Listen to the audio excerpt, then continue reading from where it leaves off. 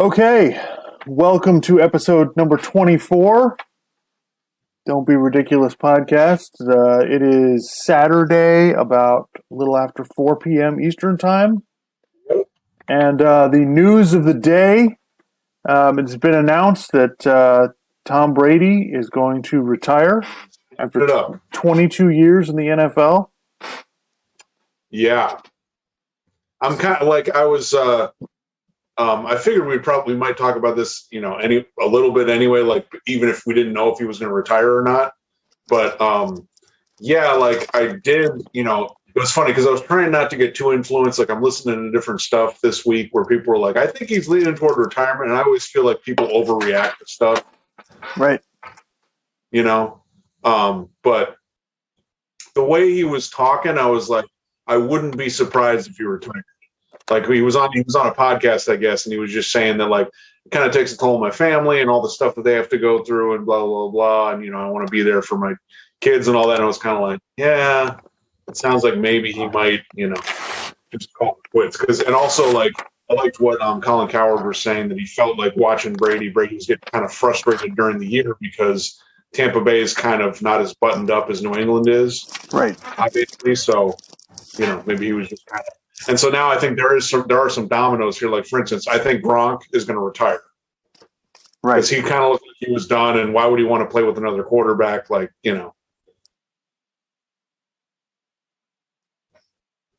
So that's interesting. And of course, Sean Payton retired / I think he's just taking a year or two off. But yeah, so I think the NFC South would be kind of interesting. Arians might retire.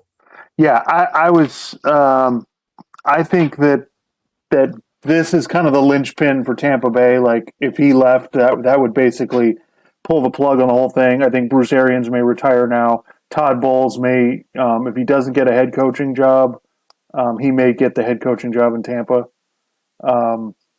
Because Byron Leftwich is supposedly leaving. I don't think it's finalized yet, but yeah, it sounds like it's leaning that way, that he's going to take the Jacksonville head coaching job. So that means, to me, that means, Gronk is probably going to retire. They're probably not going to bring back every free agent that they have. And, right. We'll see. And then we'll see what the general manager does about what they're going to do about quarterback. Whether they're going to, they drafted Kyle Trask last year, but I don't get the impression he's going to be ready to start anytime soon. I kind of feel like that division's kind of weird now. Yeah. Maybe it's kind of for grabs, Yeah. So, I would have been, I wasn't, I'm a little, I thought that, Brady would play until he's 45. I thought that was kind of legit, and he had 2 years left on the deal. So I didn't think he would walk away from it. Well, yeah, and I read something yesterday. I don't know who someone was saying like they're thinking, I think he might retire and then come back in a year or two, which I don't know. I mean, I guess I wouldn't rule anything out, but Yeah, but he's 44, not 34. So yeah, exactly. Right, exactly. I don't think. I thought that was a little bit of ridiculous speculation, which you get about these kind of stories where people just kind of go, "Oh, I think this is going to happen." It's like, based on what? So yeah, it's just, at this point, it's like, what are you going to win another Super Bowl? That's going to change how we think about you? Like, really? We don't need to go over it, but his records are just staggering. I mean, he's got 35 playoff wins, which is like the number 2 on that list is like way behind him. So it's just, and he's got all the records and stuff, and he's got the records by a bunch. So it's just kind of interesting. Like, I wonder if anyone's going to catch him. Yeah, he's the only guy who's played in 35 playoff games. I mean, it's ridiculous. Honestly, he could have, his legacy to me, once they won the Atlanta Super Bowl, like it wouldn't. He could have retired after that, and it would basically be the same as it is now. Yeah. So yeah, listen. I don't think there's any debate that Tom Brady's a great quarterback. We can debate whether he's the greatest of all time, and we'll leave that to. Yeah, that's the thing. His resume is just unimpeachable. Like, you can't. I mean, the 7 rings, all the Super Bowl appearances, he's got all the touchdown passes. He doesn't have this Peyton Manning was able to take back some of the single season stuff that, Brady didn't surpass him, yeah, I mean, the resume is staggering. If you want to get into, could this new crop of quarterbacks, could someone surpass him? Like, could Mahomes surpass him? Like, if Mahomes wins the Super Bowl this year, that would be 2 Super Bowls, assuming he wins the Super Bowl MVPs, 2 Super Bowl MVPs, a regular season MVP. The thing is, I don't necessarily think someone would need to win 7 Super Bowls to be considered better than Brady, but you're going to have to win like 4 or 5, and you're going to have like 15 years of just sustained success for me to go, okay, I mean, Mahomes is physically more talented than Brady. Like, that's clear. Rodgers was more physically talented than Brady, but he just doesn't have the resume. So, yeah. So,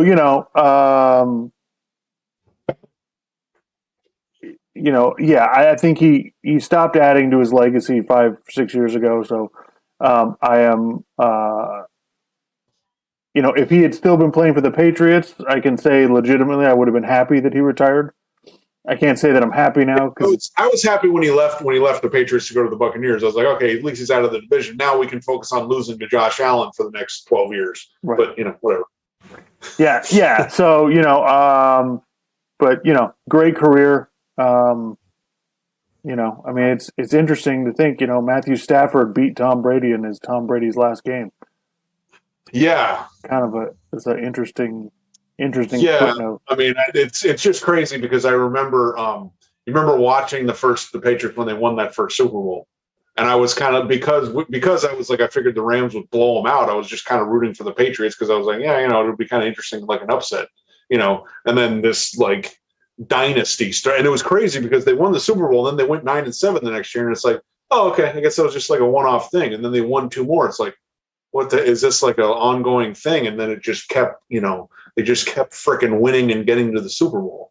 So yeah, it's pretty crazy that we've seen that whole thing. But now it's kind of crazy. We're going to see, like, we'll see Mahomes' whole career, and Josh Allen and Herbert and Burrow, and we'll see like anybody else comes along. So yeah, I don't know.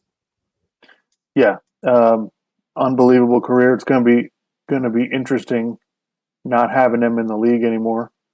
But yeah, because it's kind of that whole crop of that we were used to, because Roethlisberger retired too. So no Brady, no Roethlisberger, no Manning, no Phillip Rivers, no I'm trying to think. I mean, Rodgers will be done in probably a few years if he keeps playing that long. We'll see. But yeah, kind of crazy, that whole thing. We watched that whole thing, and now it's done.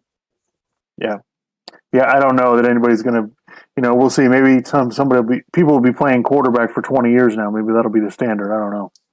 And the other thing is, it's a really happy league, much more than when Brady started. So I do kind of think, like, I don't want to be too outlandish about it. Like, someone could catch. I think someone could really catch his records. I mean, basically, there's a lot of luck that plays into that. You don't have injuries and stuff like that. And then, like with the Chiefs, it's kind of like, that's why I don't want to jump to conclusions on Mahomes. It's like, well, how long is Andy Reid going to coach? Like, and how long are they going to have all those pieces on the team? Like, because yeah, he could have a lot of success, but there's a lot of things that go into it. The Patriots had, Brady was great and Belichick's great, but they had an incredible, amount of luck and things go their way over the course of that thing, so. Yep. All right. So let's move on to the the playoff games last week are obviously, incredible.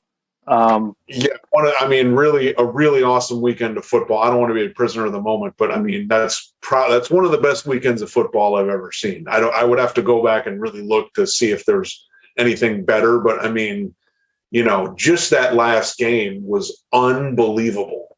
I mean, we've never seen anything like that, really. I mean, I'm trying to think, but I mean, just that was crazy. Yeah, 25 points in the last 2 minutes. I mean, yeah, Yeah, it was one of those. I feel weird saying I feel bad for Buffalo, but I mean, yeah, that sucks. Yeah, it was one of those wow games. It was just, I can't believe that it lived up to lived up to the expectations, and the end of the game was just back and forth, and nobody could stop anybody.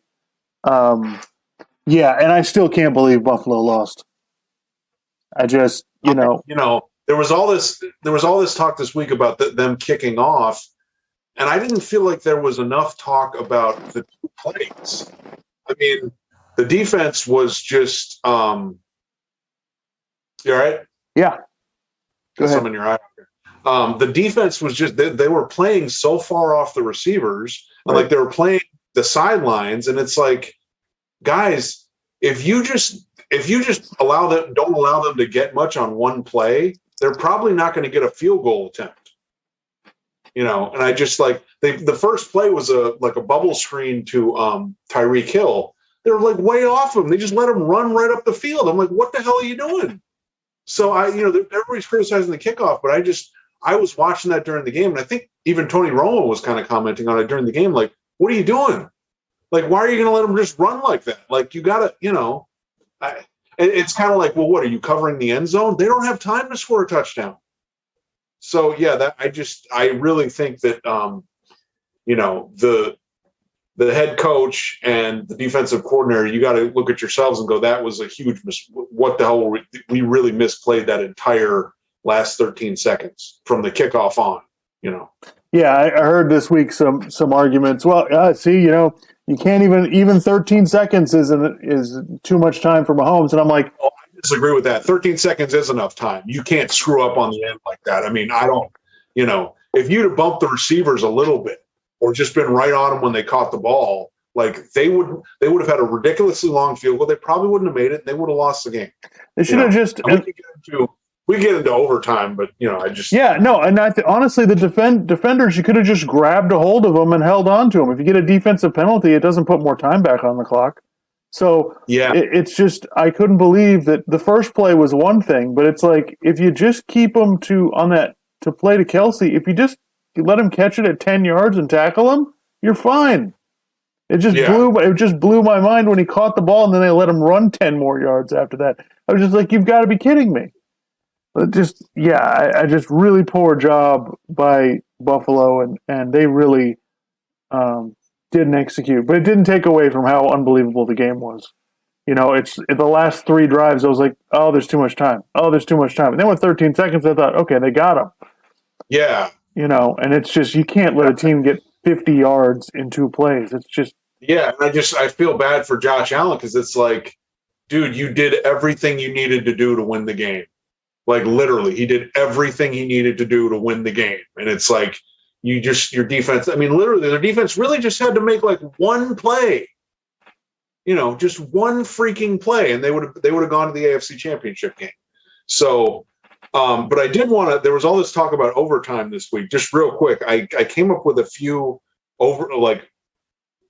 different overtime ideas. So I wanted to see what you kind of thought of them. Yeah.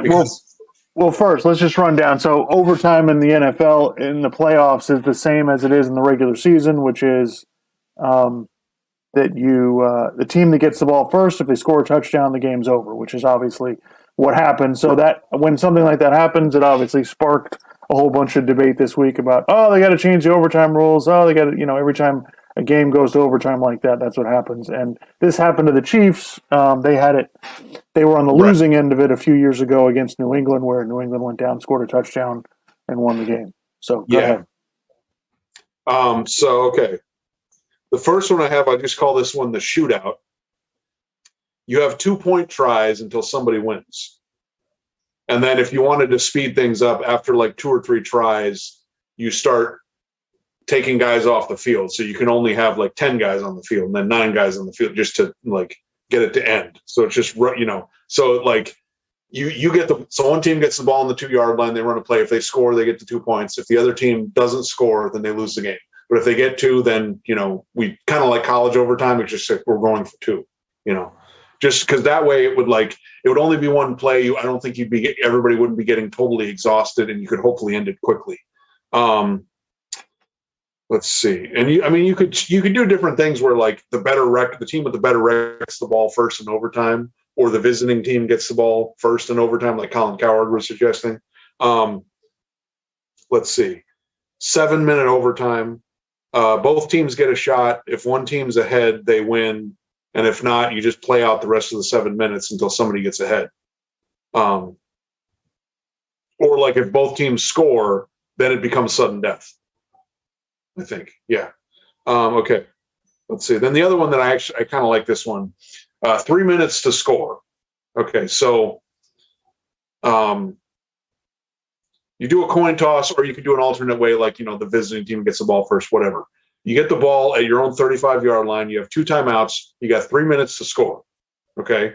Then the next team would get 3 minutes. If you score with, and there's still time on the clock, then I think the other team could either, like, you could do a thing where the other team goes, okay, well, you can try to score with the rest of this time, or you can get the 3 minutes to score or something like that. I forget how I was going to do it, but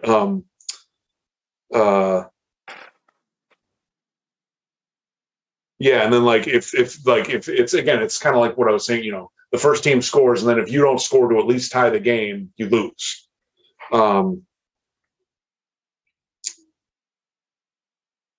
know. I was trying to. Those things get kind of confusing. Like I was trying to think of like maybe either you get the rest of that time, like so. If one team scores, then you can use the rest of that time plus the 3 minutes to try to score, or you just say, I'll take the 3 minutes or I'll take the rest of this time. But like if you get a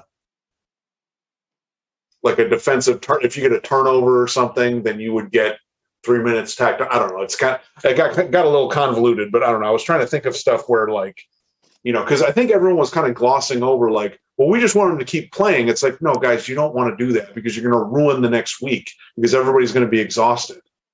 So I don't think a lot of people were considering that when they were complaining about the overtime. Yeah, I mean, I don't necessarily agree that both teams should get the ball.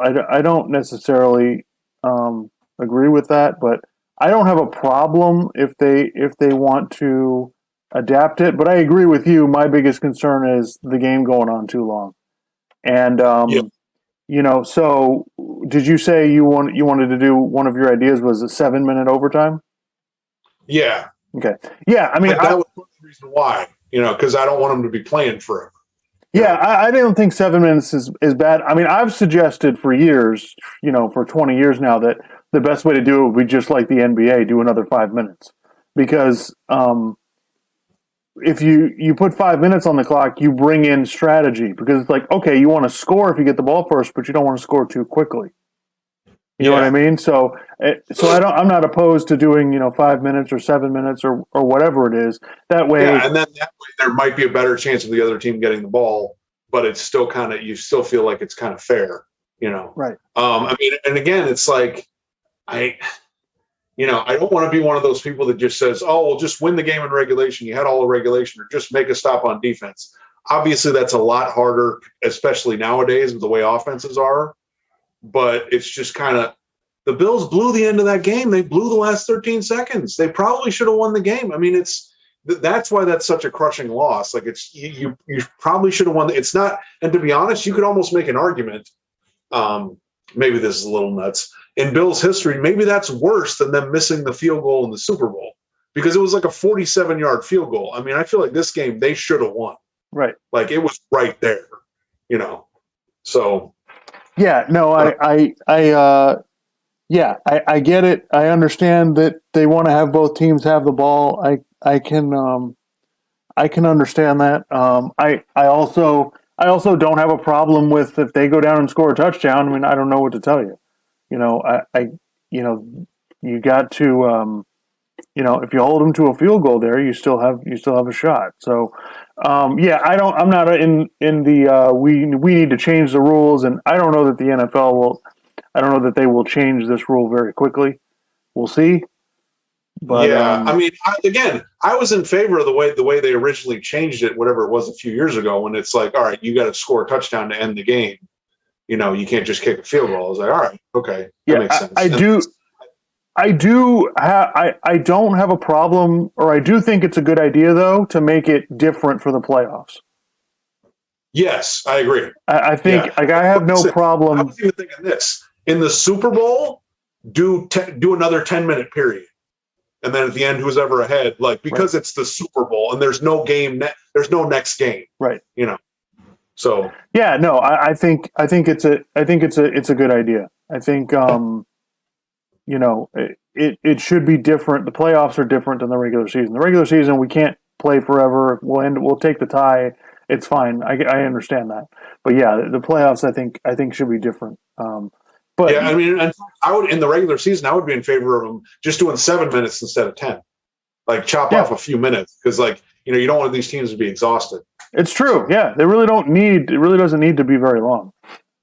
Yeah. Okay, so did you want to you want to preview the conference championship games tomorrow first? So yeah, I mean, I guess one of the first sort of questions because look, we can talk about the Chiefs thing, but it's in Kansas City. It's not in Cincinnati like last time when they played a few weeks ago in Week 17. I just think the Chiefs are the better team. I mean, Burrow got sacked 9 times last week, but we can talk about that. But I really I kind of feel like the 49ers can win this game. I mean, Shanahan has won the last 6 games versus McVay, and I don't. It's kind of, and I thought Nick Wright actually made a good point on. I don't know if it was Monday or Tuesday, but he just said, if you're a Rams fan, aren't you a little concerned? Like Stafford's played really well 2 games in a row. Don't you think he's due for an interception game? So yeah, I'm just kind of, it's one of those things where I'm like, God, I don't really want to see the 49ers in the Super Bowl, but I feel like it might happen. Yeah. Yeah, well, I'll get to that in a minute, but I think just to get Bengals Chiefs out of the way, obviously Cincinnati's major problem is can they protect their quarterback? But I do think there's a chance the Chiefs come out a little flat in the first half because last week was an incredibly draining game, and so I could see there's a chance the Chiefs come out a little bit flat. But I just think at the end of the day, I think the Chiefs have a better overall team, and I think they'll figure out how to, and the Bengals defense has played against Derek Carr and Ryan Tannehill the last 2 weeks, so it's not they haven't really had a legitimate offense that they've had to try to stop. And they gave them 31 points to the last time they played. So I don't know if I feel like the pressure on Burrow is going to be. Not that he's going to lose confidence in himself, because I don't think that's possible, because he's just, he's cocky as hell, but in a good way. But I just don't think they'll be able to kind of keep up with him, because it seems kind of like it seems like the Chiefs have kind of gotten their thing back there. I still don't think they're exactly the way they were the year, last year and the year before, but yeah, they've kind of gotten in. And in fact, you could argue this was an important year for the Chiefs because Mahomes had to kind of figure out, okay, you can't just be trying to make these crazy plays every single time you drop back to throw. Like, you got to do some timing and rhythm stuff, which he did against the Bills. So it's like, okay, if he can do that, plus all the off script stuff, like, okay, now he's we already knew he was really good, but Yeah. I think, I wouldn't be surprised if the Bengals hung in there for a while, but I think at the end, in the second half, I want a good game, so we'll see. And Joe Burrow is fun to watch, but I just, we'll see. Yeah, I think they eventually, the Chiefs pull away in the second half. Yeah, Rams 49ers. I mean, I was listening to Mike Lombardi this week, and he says this is a field goal game either way. He thinks it's going to be incredibly tight. And usually the games between these two teams are, for the most part. I think, I get being concerned. Like, I was listening to, I heard this from Bill Simmons. Like, he's, making the argument that, that he thinks San Francisco is a better team. And how do I, he's still making the argument about believing in the Rams. And I disagree with that because the Rams really kicked Tampa's ass last week. Like, nobody wants to admit that, but if the Cam Akers doesn't. If they don't fumble the ball all over the place and snap the ball over the quarterback's head, which are fluky things that you can't depend on that. The Rams were the better team in that game. And now they almost blew it, yes. So it's like, I'm worried they're almost, the Rams are going to blow it. I'm not worried about the Rams blowing it. I'm worried about, them just making a lot of mistakes. Like the last time they played, they had a 17-0 lead. I'm just wondering, can the 49ers get tons of pressure on Stafford and have him start throwing interception? I mean, Garoppolo could throw an interception too. I mean, Garoppolo played like crap last week. Okay, so I don't want to hear this. Oh yeah, but he keeps winning games. Stop it. Okay, he played like crap last week. That's my thing. I give the Rams way more credit for how they played last week than San Francisco.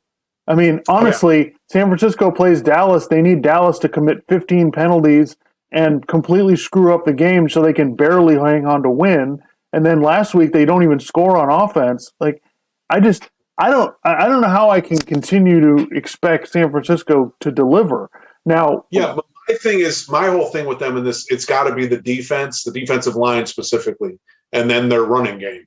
Because if they can kind of do those two things, then you don't need Garoppolo to do as much. And I mean, I gotta. It's weird because we kind of don't talk about, maybe we don't talk about Kyle Shanahan enough.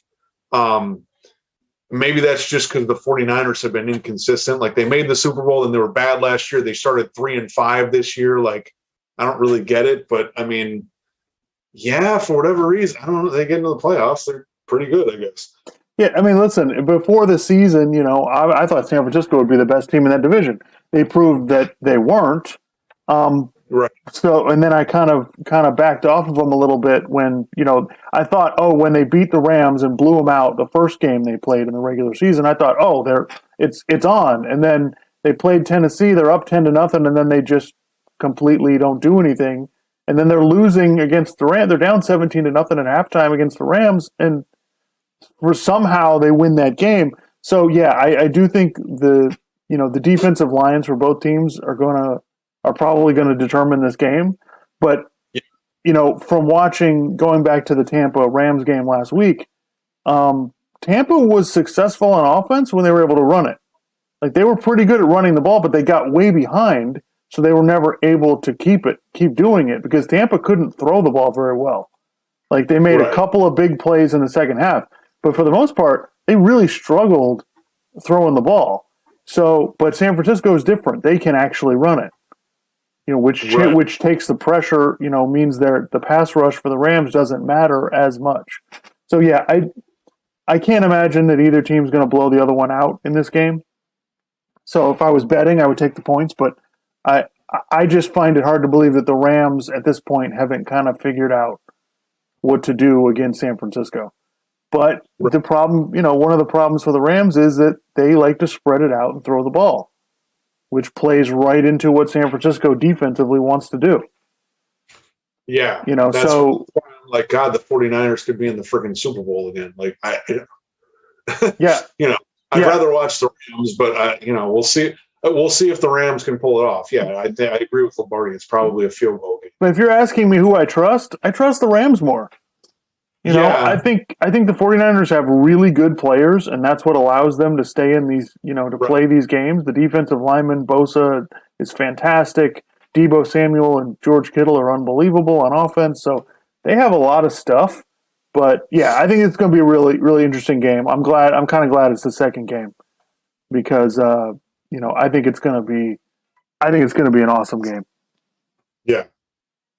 But I will be rooting like hell for Joe Burrow, as I've stated. I'm on the front and center on the Joe Burrow bandwagon, but I think this may be a little bit to overcome against the Chiefs. Well, and let's just mention this real quick, because this was sort of, I think Colin Cowherd was talking about this a little bit, and then Jim Irsay had a tweet where he's like, "Yeah, we need a quarterback who can score 30 points a game after the game between the Bills and the Chiefs." So it's basically like one of those things where guys, especially if you're in the AFC, like if you ain't got a quarterback who can be special like that, forget it. So all this, all you Dolphins fans, Tua's good, right? Okay, sure.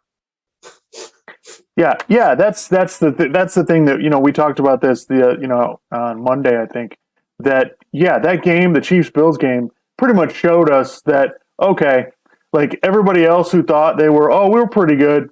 No, you're not.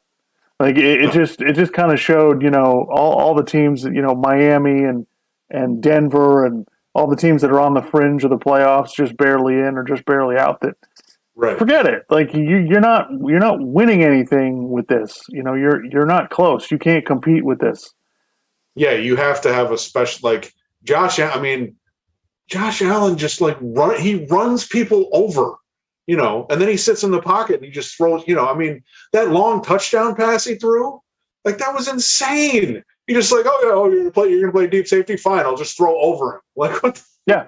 Yeah, to the adjustment for Mahomes and Allen and the big armed quarterbacks against the two deep shell that everybody's trying to play is just we're just gonna go by you. We're just gonna throw it 60 yards. It's a 60-yard route. And so good luck covering it. And it's just so basically like you want to compete with Josh Allen and Mahomes. It's like, okay, Joe Burrow, Justin Herbert, everybody else, you better find somebody else. Like I don't know what to tell you. So yeah, and Burrow comes out and he's like, I'm just gonna throw it deep on you. Like I don't care. He's covered, so what? I'm just gonna so yeah, it's it was quite an impressive game. One I think that we'll remember. Yeah. Years from now. Yeah, I mean, if you're in the NFC, it's not, it's not as bad because you're not having to deal with those like really, really exceptional quarterbacks. I mean, Stafford has a ridiculous arm, but he's not like mobile, like just running around, doing all this crazy stuff. So, yep.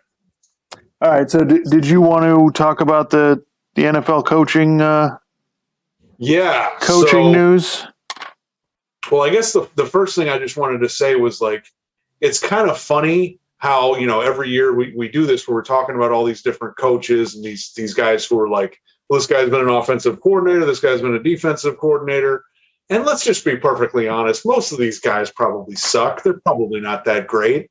That's kind of why when Sean Payton says he's retiring / sitting out a year, everybody's like, oh, where's he going to go? Why? Because Sean Payton, like, how many elite coaches do you think there are in the NFL? Let's know, like really truly like elite, like you don't have any question about it. 4 or 5. Andy Reid, Tomlin, Sean Payton, although he's out, I think he'll be back in. Payton. I don't want to say Kyle Shanahan yet. He's just been too inconsistent as the head coach. But I'm trying to think outside of that, like. I mean, Shanahan and McVay are both really good. Are they? Yeah, I feel like they're kind of right on the borderline. But it's like, yeah, there's like 4 or 5 of them who you think, and it's not just when I say good coach, what I mean is they come in and they like change the culture. Like Sean Payton, I mean, he won in New Orleans. People forget this. New Orleans was a joke. Okay, they were a joke for decades. They were terrible. I mean, they make a playoff appearance every now and then, but they didn't do anything. So, like, he came in there and he won a Super Bowl. He made them a contender, like a perennial contender. So he's like the real deal. So all these other coaches, yeah, it's like, oh, are they going to get this guy? Are they going to get this guy? It doesn't fucking matter. Like, unless maybe one of these guys pops, like McVay or like, Shanahan. Like, most of these guys aren't going to amount to crap. They're coordinators. They're trying to be head coaches. It's probably not going to work. So that was one of the main things that I just wanted to point out that I just thought was funny, where it's like the reaction to some of these other coaches where it's like the football people really know like who the really great ones are. That's why Sean Payton quitting is like, oh, whoa, is he going to go somewhere else? Like, where's he going to go? Because he could change, like if he were to end up going to Dallas, I feel very confident he would get the most out of Dak Prescott. Just because, I mean, he got, Drew Brees came there and Drew Brees was decent, but then Drew Brees went on to have a Hall of Fame career. So to say that Sean Payton wasn't a big part of that would obviously be, obviously he was. Yeah, and some of it's kind of confusing. It's like we're running through all these hot coordinators. Meanwhile, what is Doug Peterson doing? Nobody's talking about Doug Peterson at all. The guy won the Super Bowl with Nick Foles. Yeah. Kid doesn't get an interview? Like we're going through all these coordinators. It's like, it doesn't make any sense. How can you not? It's very strange to me. I don't want to go down too far down the Dolphins rabbit hole, but so I guess their top candidate was Brian Daboll, the offensive coordinator for the Bills for the last 4 years, who's, I would say, been a big part of developing Josh Allen into this amazing quarterback. So anyway, he was like the Dolphins' top candidate. He took the Giants job. And just to give you an idea that a lot of these teams don't know what the hell they're doing, specifically the Dolphins. If Daboll was your top candidate, and especially because Daboll had worked with Tua in college, right? So if Daboll's your top candidate as the Dolphins, okay, you do one interview with him, right? And then you schedule an interview for the next week. Okay, what are you waiting around for? Like he was kind of a hot candidate because of what he had done with Josh Allen. What are you waiting? Like, I feel like if this was the NBA and this was Pat Riley, if he got his guy there in the building, he's not letting him leave. Like he's getting him to sign the contract like now. So it's like, what the hell are you doing? Why are you waiting around? Yeah. We're going to wait around. We got to interview Mike McDaniel, the offensive coordinator for the 49ers, who doesn't call the plays. And who's the other guy? Kellen Moore from the Cowboys. Kellen Moore, yeah. Their offense was great in the playoffs, wasn't it? Well, the thing is with that, I would say that I'm sure it speaks to what coaches think of the Dolphins organization because. Again, I don't want to totally put it all on the Dolphins because who knows if they had a second interview, if they would offer him the job and he would have accepted it anyway, But I just find that that just seems to me like what are you guys doing? Are you guys not trying to you got to go all in to get that guy? So, and I heard some reports that Daboll was concerned about Tua's ceiling in the NFL. Oh, really? No shit. Well, it's the other thing is, so let me get this straight. This guy probably could have had the Dolphins job and he chose to coach the Giants. Yeah. Like that's scary. Like you'd rather work for them than the Dolphins. That's wow. And then they have Daniel Jones. I mean, it's not like their situation is any better. And by the way, the Giants are a bad team and they don't have cap space. Yeah. I can't figure that out. At least the Dolphins aren't a good team, but they have cap space at least. And you get to live in Miami. They have some things to offer, and it's like, man, no, I'm going to go coach the Giants. Oh, geez, that's bad news. That's trouble. Yeah. So, what substitute teacher are the Dolphins going to get? I guess is the question. So they want. I guess they want to get Mike McDaniel or Kellen Moore, which, okay, I don't see how the hell that's going to work. But I think that they might get one of them. But if they don't, then they're probably going to get Leslie Frazier or Jim Caldwell or something. Because everyone's clamoring to get those guys. So yeah, I just think, I mean, maybe in the long run this is good because what we need is I heard some other report, and I don't know if this is true or not, that Chris Greer wants to keep all the other defensive coaches in place. So wait a minute. So a new coach is going to come in with the old GM, and you got to work with these defensive coaches. I can't assemble my own staff. Who are you hiring? Are you hiring just a yes man? Do you not want me to have a lot of input on what's going on? They've got PTSD from Brian Flores changing coaches every 10 minutes. They're having a hard time because the guy went through coordinators like toilet paper. It's just, it's more dysfunction. And, as I said before, a year from now, we'll be firing everybody and starting the whole thing over. So it's all kind of. This is one of those things that I don't know why this happens. This seems to happen in the NFL, but it happens in other stuff too, right? All these Patriots guys who get hired, right? They're like, oh, well, that guy's standing next to Belichick. Yeah, hire him. Yeah, he must know what the hell he's doing. He's standing next to the guy. Right.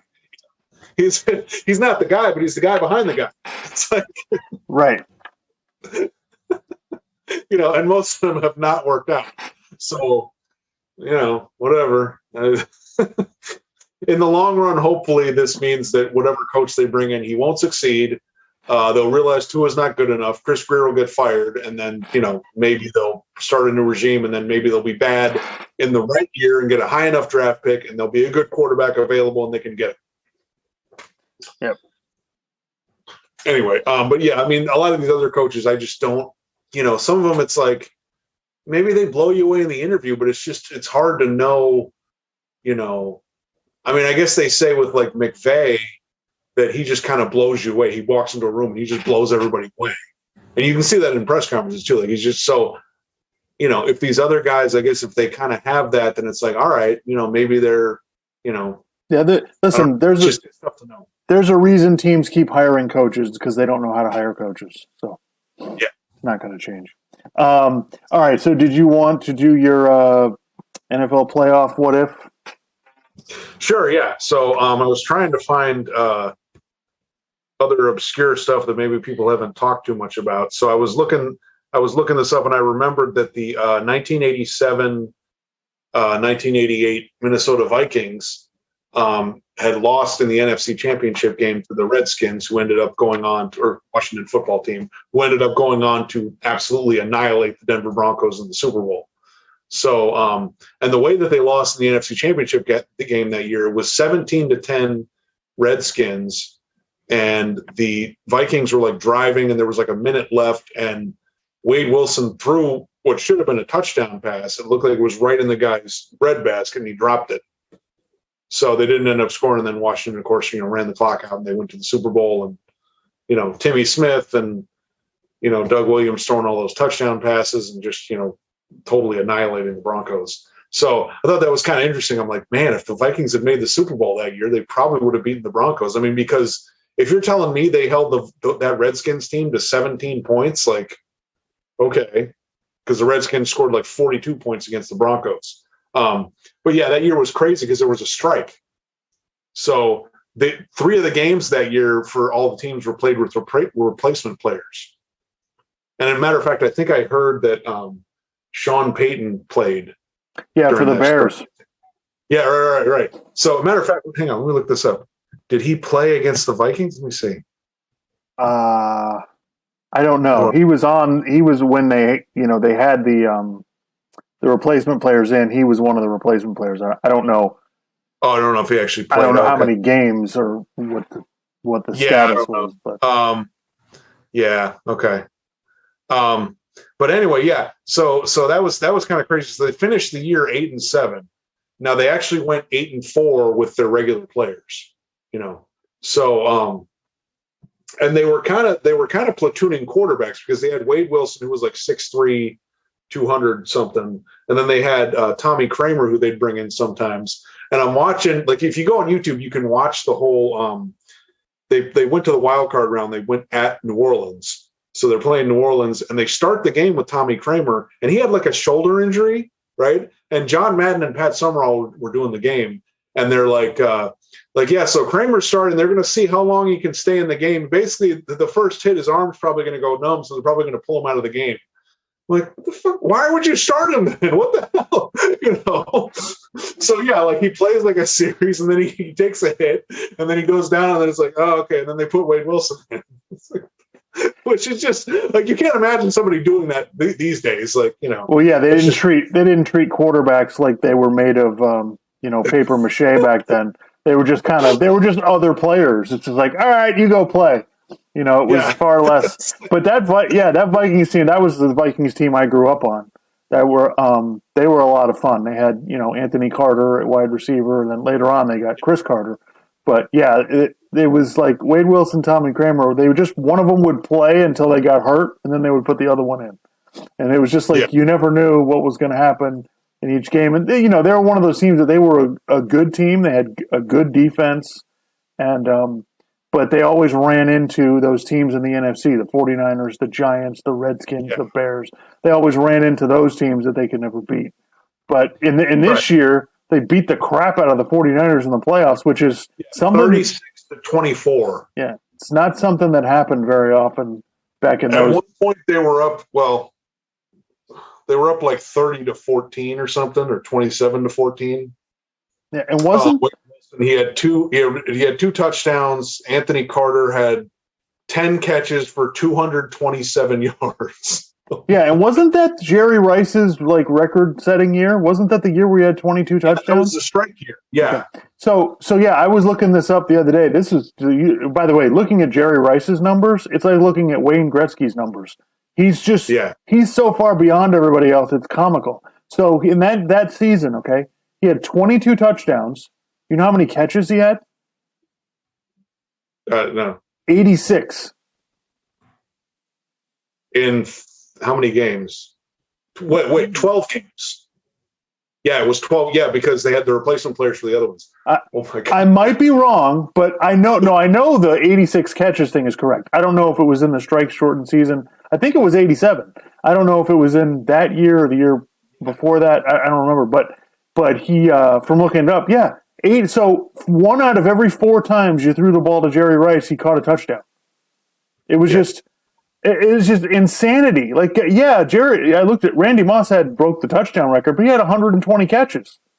Yeah, That's just insanity. Which it kind of, I mean, it probably speaks to the fact that teams were not at 100 at full strength, which is probably part of the problem. But it's not like he was great in that year and wasn't good in any other years either. Yeah, he was unbelievable. He was yeah. Yeah, I mean the 49ers. I was watching some of the. I went on YouTube. I couldn't find the NFC Championship game against Washington, but I found watched some of because they had the full game on YouTube of the divisional playoff against the 49ers, which Joe Theismann was one of the commentators. And it was kind of funny because he starts off and he says, yeah, a lot of people are talking about Jerry Rice, and I think he'll have some impact on this game, but I'm more interested in Roger Craig. And I was just like, what the fuck are you talking about? Jerry Rice, like maybe that was the record-setting year, but anyway. But yeah, Montana was really struggling. And the Vikings defense, to their credit, they were kind of getting after him. They ended up putting Steve Young in the game. And that was kind of that whole stretch where, like, they brought in Steve Young, and I guess Bill Walsh told him, like, you're going to play, but then it was kind of like he was playing, but then he wasn't. And, and remember, back in those days, a quarterback getting through all 16 games was an accomplishment. Okay? Yeah. Nowadays, I mean, it's still hard now, but back then it was a miracle if you got through all 16 games. And you got the crap beaten out of you. It's like, so it makes me, we were talking about this the other day, Joe Burrow got sacked 9 times in the game. And I'm like, yeah, but they're not 1994 sacks. Yeah. It's not the same. Like, he gets kind of tackled and knocked down. Like the worst part is when he has to hold on to the ball, throw it at the last second, and then get hit. Those are way worse than the sacks. So that's just kind of funny. So yeah, no, good one there, Clark. Good. Yeah, I mean, it's good just playoff. What if? Crazy because you look at that, it's like, God, if they'd won that NFC Championship game, they probably, no offense to the Broncos that year, but they just were not in the same class as those NFC teams. So, I mean, granted, to the Broncos' credit, they started off the game, they got up 10-0. He threw that long touchdown pass to Ricky Nattiel. And they got up 10-0. It was just it was kind of crazy though, because like you think about the way that they played back then,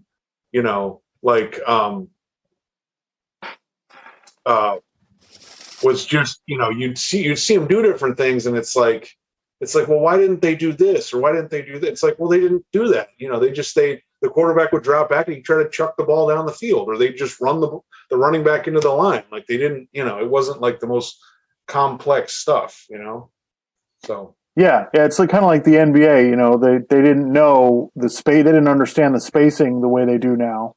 So it looks different. In football, they understand. Oh, like even running the ball now, it's like, oh, we'll do all this motion and try to make you think we're doing this and doing that, and that's why that's really the credit to Kyle Shanahan, that you really don't know. You're watching the game, and you don't know where the ball's going. You don't know who's going to get it. You don't know which way it's going. They look like they're going this way, then they motion that way. So, yeah, we're far more creative now than we used to be. Yeah, well, and that's, obviously his father, like he got the zone running thing, and now his son is kind of taking it to the next evolution of it, I guess you could say. Yep. So yeah. You want to talk about the Baseball Hall of Fame? Yeah. Okay. So, guys, if you want to hear something funny, the Dan Le Batard show from, I guess it was Thursday. Yeah. They had on first.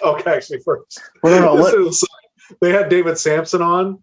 Okay, so let's hold on. Let's just set this up. So this week they voted on the Major League Baseball. They voted, the Hall of Fame voting came out for this year, and David Ortiz got in pretty close, but he managed to get over the 75%.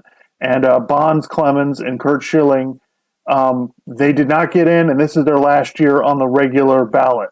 It now goes to a veterans committee who can still vote them in later, but it doesn't seem very likely that that's going to happen.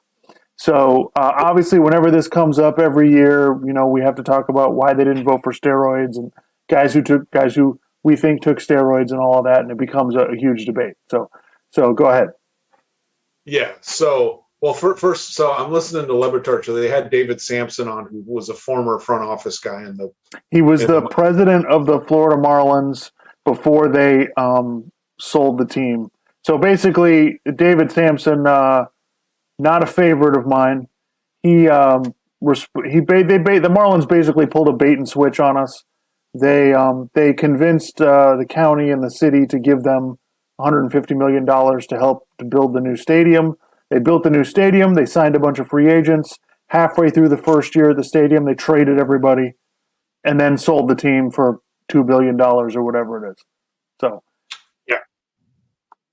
yeah, they hoodwinked everybody.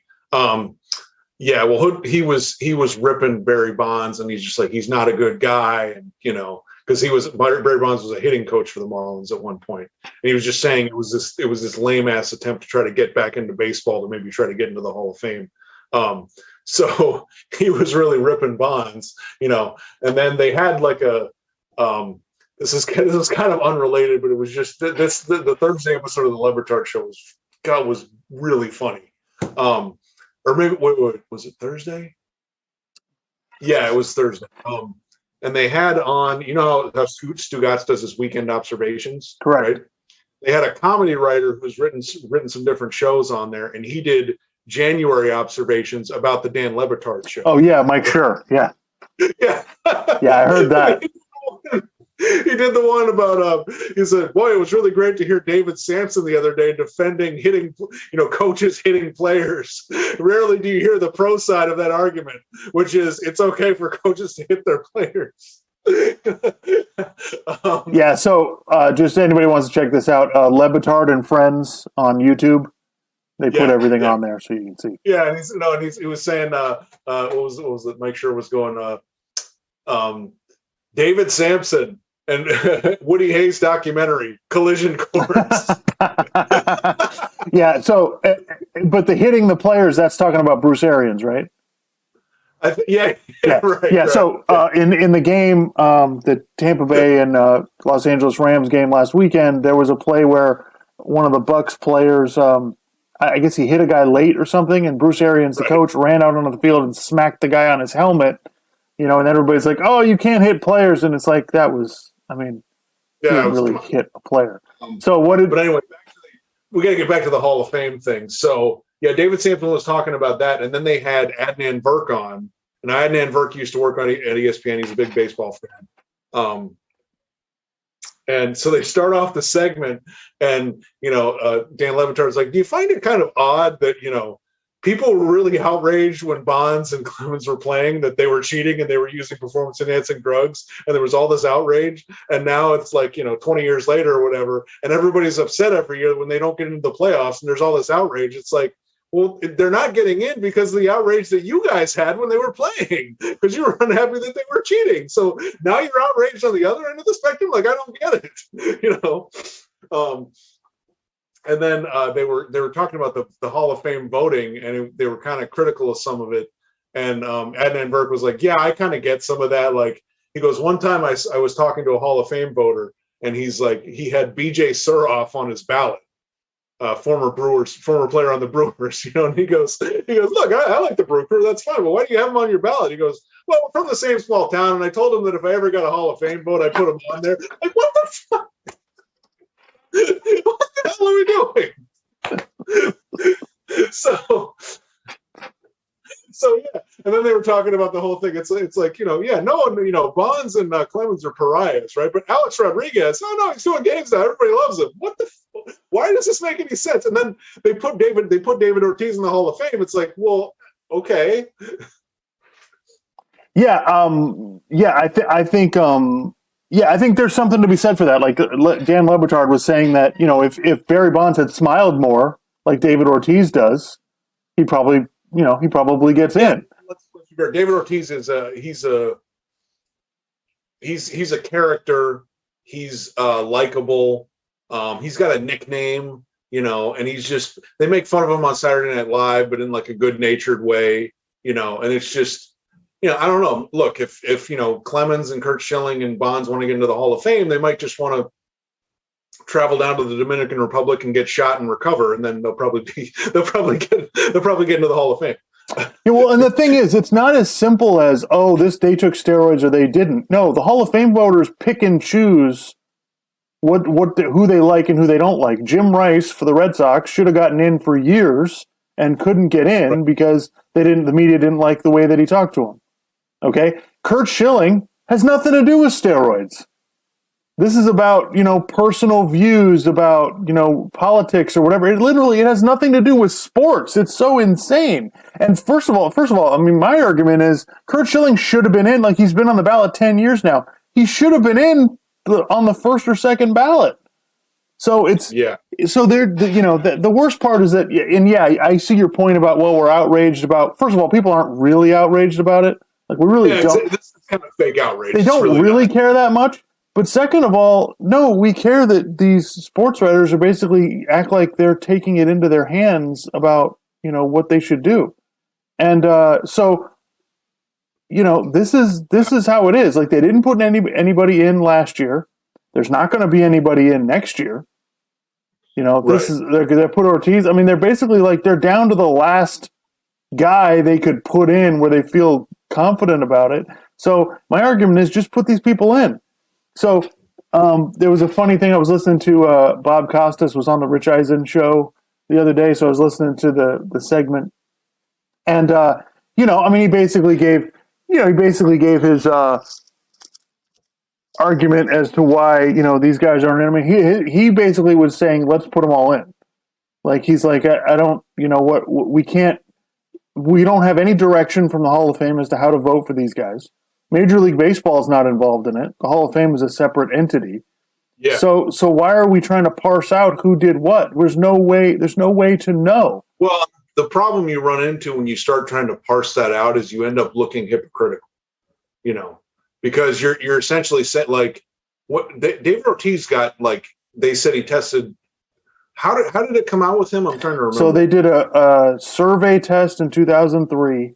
To see what percentage of players would come up positive, so then they could decide what kind of testing program, whether they were going to introduce mandatory testing. And so he tested we were not supposed to find out the results. Of course, that worked really well. So he tested the story is that he tested positive, but there were also a whole bunch of false positives in that survey. So we don't really it basically amounts to we don't really know. Like we don't really know. We think he probably failed it, but as Bob Costas said, a lot of David Ortiz's career was in a time where they tested and he never tested positive. Right? It's different than like Manny Ramirez or Alex Rodriguez. They tested positive more than once. So it changes from, Barry Bonds, Mark McGwire, those guys, they played where there was no testing or minimal testing, right at the end of their careers. So it does change the debate a little bit. But I thought this was really funny. So he was saying, Bob Costas was on the MLB network earlier that week. And he was like, as we sit here, Pete Rose is still not in the Hall of Fame on the MLB network presented by DraftKings. Yeah. So we've embraced gambling in sports. It's perfectly fine. Everybody and their mother is sponsored by DraftKings and what's the other one? DraftKings and FanDuel, right? And the ads, like if you listen to podcasts, their ads are ridiculously long. It takes them 2 or 3 minutes to read everything because they have to read what state, what hotline you can call if you're addicted to gambling. So they're funding all this stuff. Meanwhile, we can't put Pete Rose in the Hall of Fame. I mean, come on. Yeah.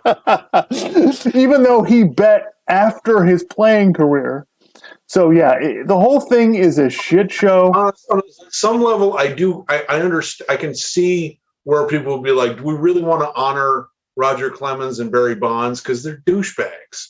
They were douchebags about the whole thing. They were totally like unapologetic.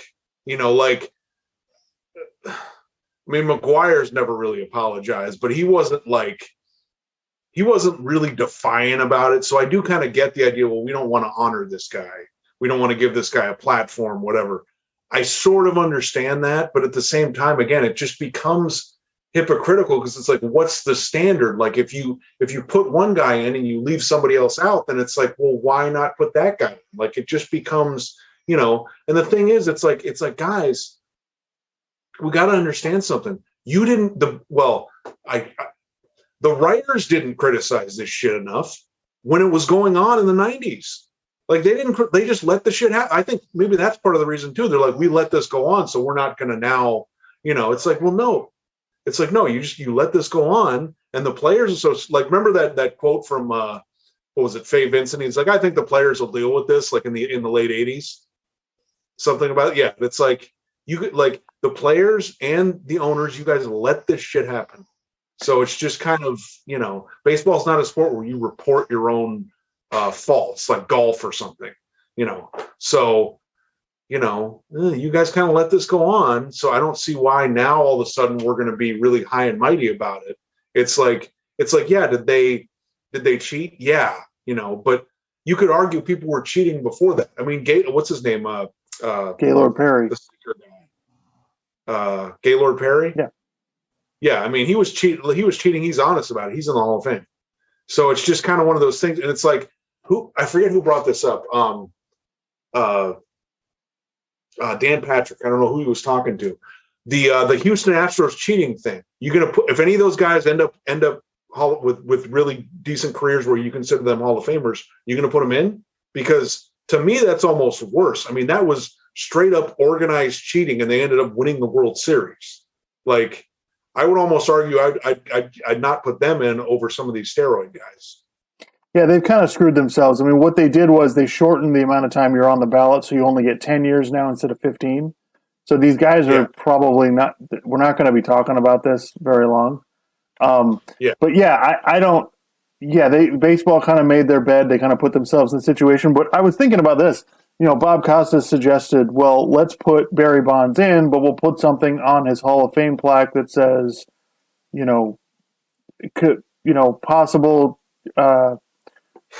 suspicion of steroid use, blah, blah, blah, back in this era when there was no testing or whatever. And I thought about it. I'm like, so let me get this straight. You're going to put Clemens and Bonds in the Hall of Fame, and then you're going to put something on their plaque that basically nullifies their entire career? You think they're going to accept that? Like, yeah, no. Like, it brings it back to the whole thing. Well, who do you put in and who do you take out? Right. Who do you put that on and who do you not put it on? Right. So, like, yeah, exactly. Like you can't. There's no winning this situation. So it's like I like I said, I would put everybody. I'd put them in. You either put them in or don't put them in.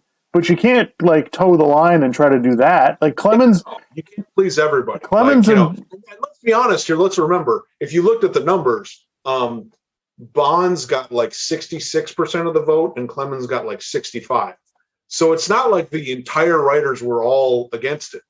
There were a pretty significant chunk that were in favor of it. It just didn't meet the 70. It didn't get over the 75%. So.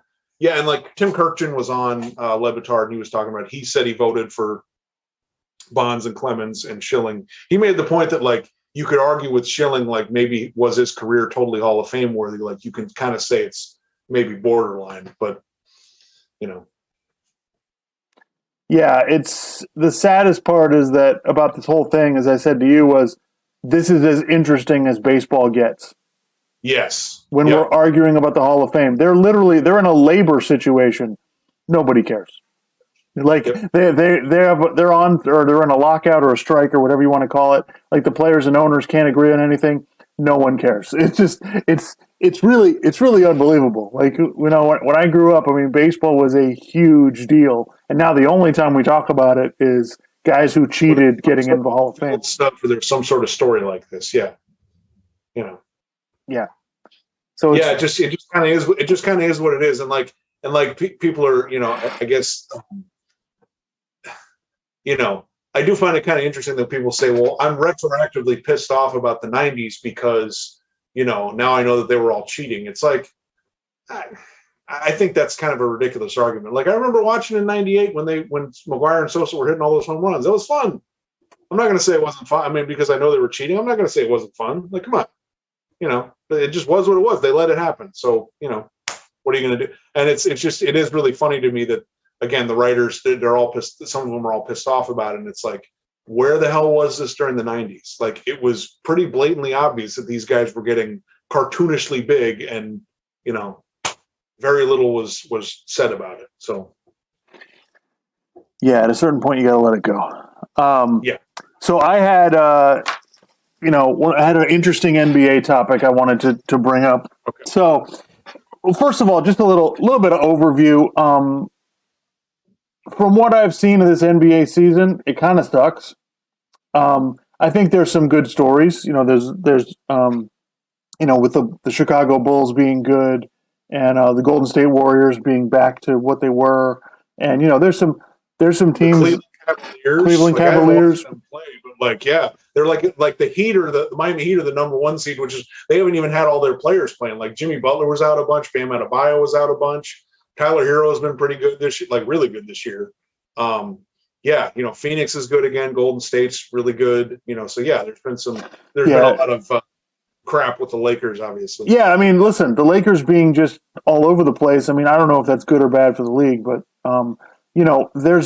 they're really all the injuries and all the teams that are kind of not at full strength. Like it's really made it difficult on the NBA. I mean, you look at the NFL and they have basically all the best players playing, in the playoffs, and it's a much more physically demanding game. And they pretty much have everybody. Meanwhile, night to night in the NBA, you don't know who's playing, you don't know what's going on. So I think it's okay for the regular season. I hope that we get a good playoffs. Like I was really worried about last year's playoffs and ended up being pretty good. But I am concerned as to how that's going to go. I'm not saying I want the Lakers to win, but the fact that they're really average, really kind of just takes the wind out of it. For me. Yeah, I mean, we're Miami Heat fans, so like if they finish with a really high seed, like I like their chances in the first round, and then we'll see in the second round. I don't mind Milwaukee. They're kind of fun, and then like the West, you got I just want to see Phoenix and Golden State play at some point. Whether it's like the semifinals or the Western Conference Finals, like that would be awesome.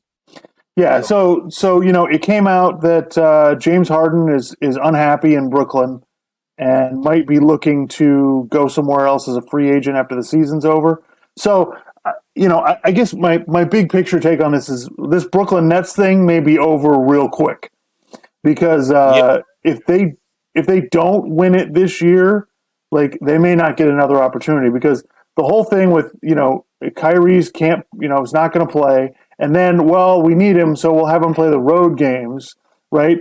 So it's kind of surfacing that Harden and Kevin Durant are not happy about the way this has gone, So you've got and James Harden can opt out after the season, so he can just take off. Durant's injured for the next month or two, so we don't know what shape they're going to be in by the time he comes back. And James Harden's been out of shape basically the whole season, so it's just I just find it really interesting that these three guys, Kevin Durant, James Harden, Kyrie Irving, don't seem to have any awareness as to what's going on around them. They're like, no, I want to go play with Kyrie.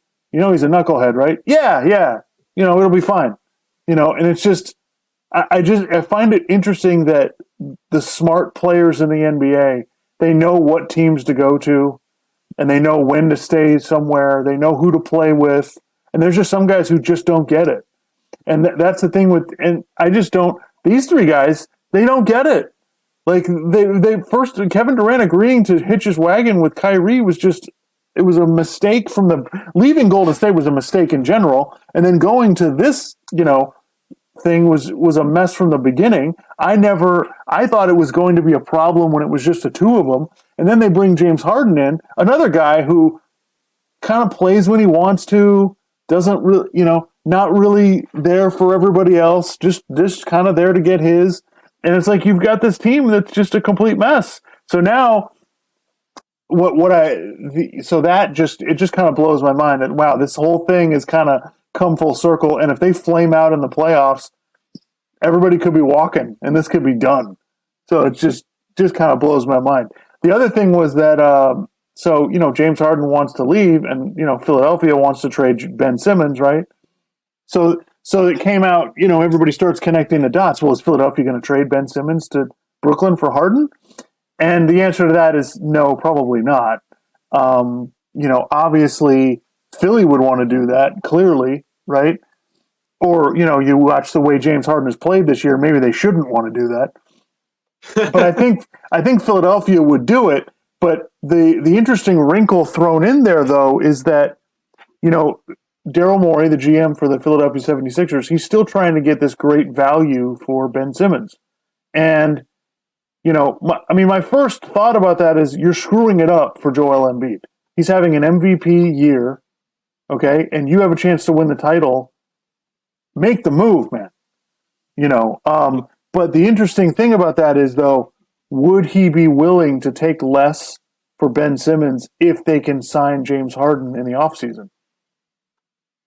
Because there's a way Philadelphia can work this out so they can try to dump Simmons, try to dump, another contract or two. Harris. Yeah, right. And see if they can get James Harden to sign there as a free agent. So I hadn't considered that. It's like, oh, you're looking for this deal. But if you can find, if Daryl Morey thinks he can get James Harden, because James Harden played for Daryl Morey in Houston, he probably would want to play for him again. If he knows, all right, I've got a shot at James Harden, would he be willing in the offseason to take a little bit less, 50 cents on the dollar for Ben Simmons? Yeah. So I think that's kind of fascinating. I mean, I haven't heard any really good, trade deadlines coming up. Obviously, the Ben Simmons thing is still out there. I haven't heard of any good trades that are, good teams or moves that teams want to make. But I just found that really fascinating that this whole thing, Brooklyn thing, could blow up, and then in the offseason, the whole thing could look differently. And Philadelphia they're just going to waste another, Joel Embiid season. It's just You're not going to have that many. He's got too many injuries in his past, and he's just, how long do you think he's really going to hold up? It's mind blowing because I think they have a couple years of Embiid if they're lucky, and then it's going to be done. And it's like, no, I gotta win the trade. It's like, I think you need to win games. Let's just consider the Eastern Conference for a second here, okay? If you got Embiid and he's playing like an MVP, okay, and then you've got, you trade Simmons, you get some pieces, you get some shooting, you get some defense, whatever, okay?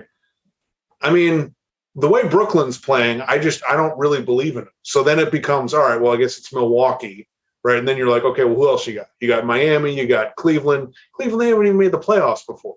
And the Miami Heat, like, they don't have enough size. Like, I don't see them getting past the second round of the playoffs. So, like, if you're Philadelphia, like, you could easily get to the Eastern Conference Finals. Like, you could easily see a situation where you'd be favored to get all the way to the Eastern Conference Finals. And then at that point, it's like, all right, you're in the Eastern Conference Finals. You got a shot to get to the finals. So, like, what the hell are you doing? Like, go for it. Like, now,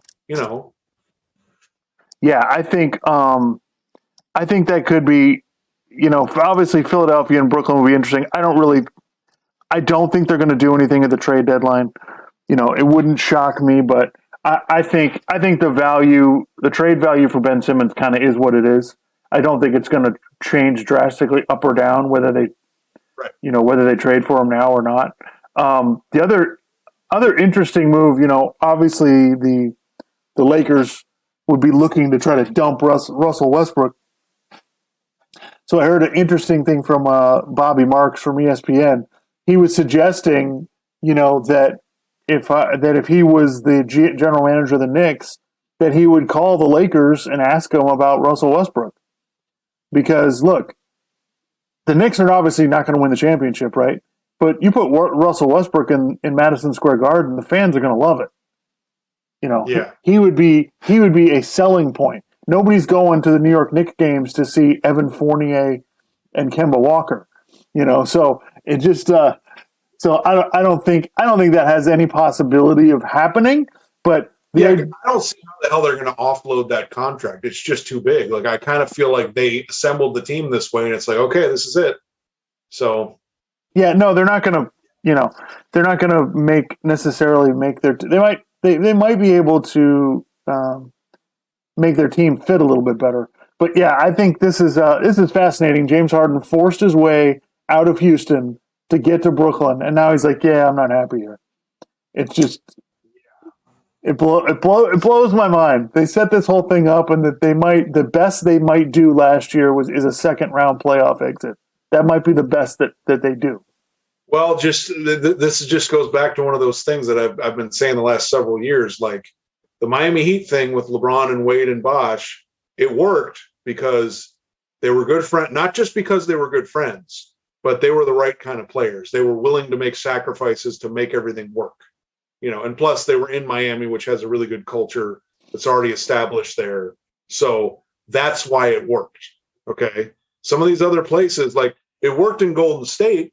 Why? Because, well, they had won a championship and they had a good thing going, But some of these other teams, they try to assemble this stuff and it doesn't work. And it's like, well, like the Clippers, I mean, granted, if Kawhi didn't get hurt last year, they probably would have made the finals and maybe won it.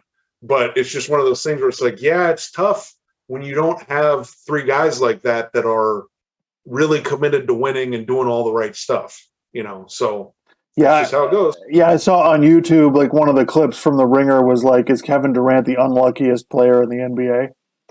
And I'm just like, look, Kevin Durant's fine. Like, this is not. Oh my God! If he doesn't win a championship in Brooklyn, it's not going to destroy his career.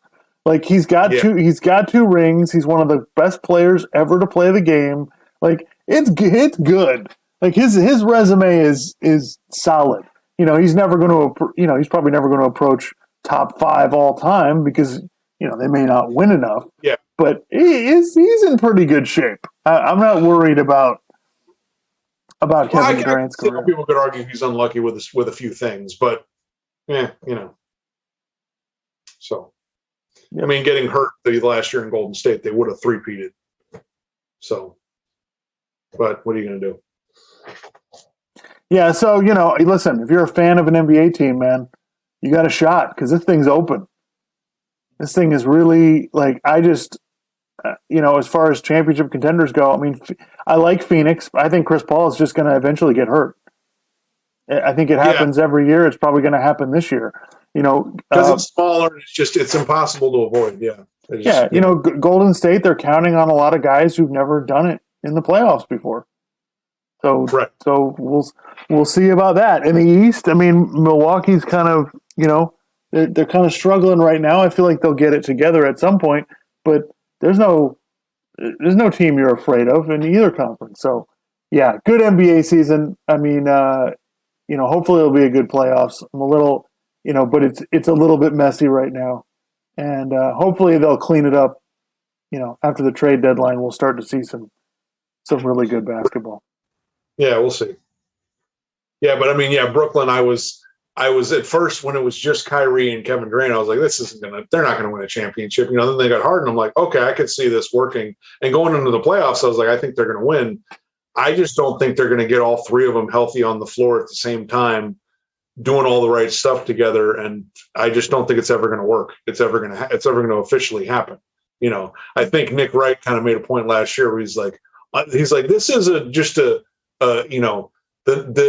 Brooklyn Nets sort of in theory, it's great, but when you actually get on the court, it's not what everyone's billing it as. And that's kind of been what's happened for various reasons. So. Yeah. All right, folks.